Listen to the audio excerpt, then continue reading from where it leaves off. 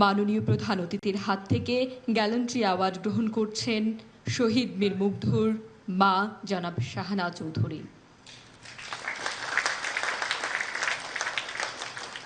এবারে অ্যাওয়ার্ড গ্রহণ করতে সামনে আসবেন শহীদ রোভার স্কাউট মোহাম্মদ রোহান আহমেদ খানের বাবা জনাব মোহাম্মদ সুলতান খান। অ্যাওয়ার্ড গ্রহণ করছেন শহীদ রোভার স্কাউট মোহাম্মদ রোহান আহমেদ খানের বাবা জনাব মোহাম্মদ সুলতান খান।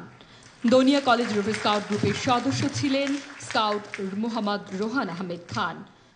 19 জুলাই শুক্রবার গুলিবিদ্ধ হয়ে মিডফোর্ড হাসপাতালে মৃত্যুবরণ করেন রোভার স্কাউট রোহান আহমেদ খান।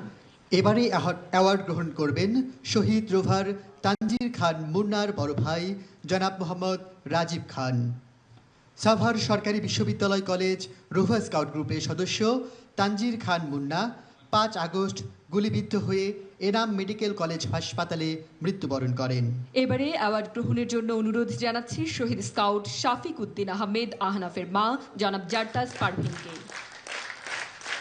গত 4 আগস্ট মিরপুর 10 নম্বরে বিক্ষোভ চলাকালীন গুলিবিদ্ধ হন আহনাফ। শহীদ সোহরাওয়ার্দী মেডিকেল কলেজের মর্গে আহনাফের মরদেহ পাওয়া যায়। এবারে অ্যাওয়ার্ড গ্রহণ করবেন শহীদ রোভার স্কাউট তাহির জামান প্রিয়র মা জনাব শামসিয়ারা জামান। এবারে অ্যাওয়ার্ড গ্রহণের জন্য মঞ্চে আসছেন শহীদ রোভার স্কাউট মাহবুব আলমের বড় ভাই জনাব মাজহারুল ইসলাম।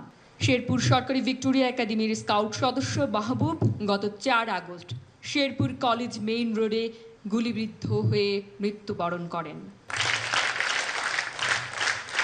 এবারে অ্যাওয়ার্ড গ্রহণ করবেন শহীদ স্কাউট গোলাম নাফিজের বাবা জনাব গোলাম রহমান। এসএসসি পাশ করে নৌবাহিনী কলেজে একাদশ শ্রেণীতে ভর্তি হলেও তার আর কলেজ যাওয়া হয়নি।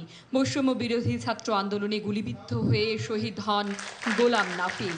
4 আগস্ট নাফিজের মরদেহ একজন রিকশা চালক তার রিকশায় নিয়ে হাসপাতালে ঘুরে বেড়াচ্ছিলেন। সে দৃশ্য আমরা সকলেই দেখেছি। এবারে অ্যাওয়ার্ড গ্রহণের জন্য মঞ্চে আসছেন শহীদ আফিকুল ইসলাম সাদের বাবা Mohammad Shafiqul Islam. Savar cantonment public school and কলেজের স্কাউট সদস্য আফিকুল ইসলাম সাদ গত 8 আগস্ট এনাম মেডিকেল কলেজ হাসপাতালে মৃত্যুবরণ করেন।